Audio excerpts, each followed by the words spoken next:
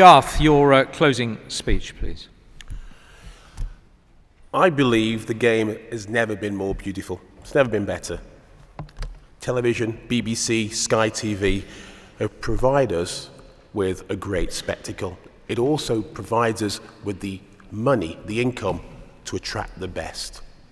The best. That's what we have. We have it on the field of play, we have it in front of our television sets.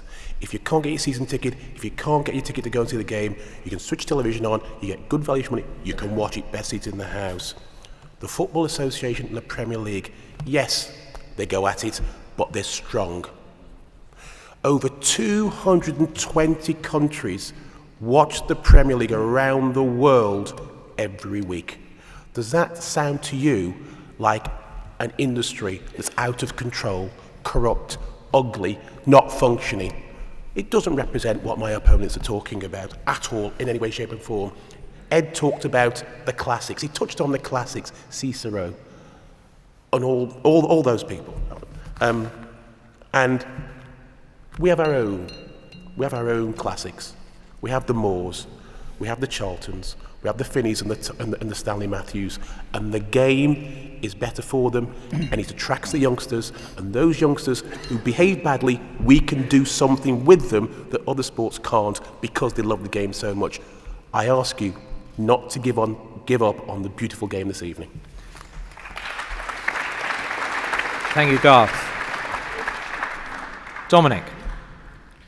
Well, in the days when I was a newspaper editor, our star football writer was Gary Lineker, and I had lunch with him once, and I said, Gary, you were the best behaved player of your generation. You never quibbled with a referee's decision, you were never sent off, you played for England.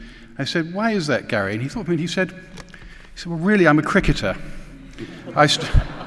He said, I started at cricket, and I'm a member of MCC, he said, and that's where I began. So maybe that's the reason. So I leave that thought with you. The other thing is, Garth and others on that side have quite rightly said, well, there's many aspects of cricket that are not very beautiful, many aspects of rugby that are not very beautiful. But we do not have the presumption to call them the beautiful game. It is only football that is so conceited that it calls itself the beautiful game. And I ask you to puncture that pomposity tonight.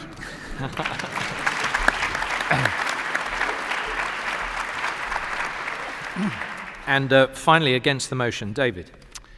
Well, my philosophy in life has always been to build on strengths and support weaknesses, and challenge underachievement and complacency, incidentally.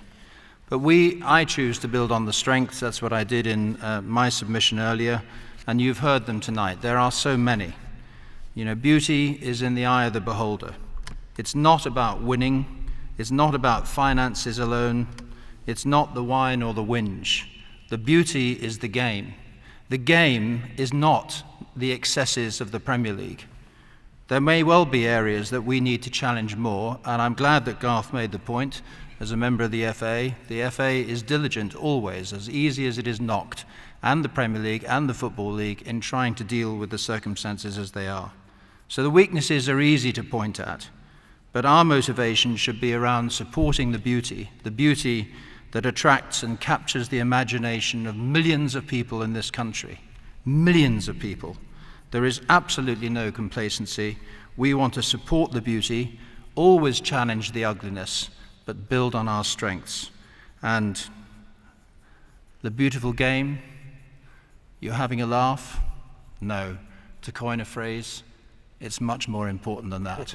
It's life and death. David, thank you very much. Tom, if you'd like to round off the evening. I'll do it very quickly because I know we want to see the real fate of our nation in a few minutes' time. But as Hunter was talking about the communities of football all remaining while the shops have gone and that, I just had the image of the Royal Bank of Scotland in my high street. And I thought, well, that survives, and it owes God knows how many trillions of pounds, and that's the same as football. It survives, but it doesn't mean that it's prospering, and that doesn't prosper because it's just no longer a beautiful game. Thank you all very much indeed.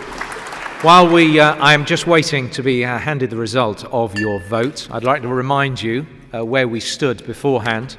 For, 280, against, 282, and don't knows, 139. They're busy counting them up backstage. If I can just ask a couple of questions here, just to keep us entertained while the suspense of that counting continues. Can you defend the behavior of someone like Sergio Busquets last night when he peeks between his hands to see that he's made sure that Motta is sent off? That's in the Inter Milan-Barcelona game last night. Gamemanship, sportsmanship, it's always been with us. It's never been any different. I can go back to 1972 when my home team, Stoke City, was in the semi-final of the FA Cup. I was 14 years of age. Pat Partridge was the referee. I think he wore a blindfold for the entire 90 minutes. He seemed to get every decision wrong. Error is part and parcel of sport, whether it's the referee or the player, I'm afraid. And yes, he was wrong. And there's a governing body to do something about it. Retrospectively, let's see if they do. I have the result. 11 of you are still undecided. What have you been doing? 5 for each person. Against the motion, 283. For the motion, 413. The motion is carried.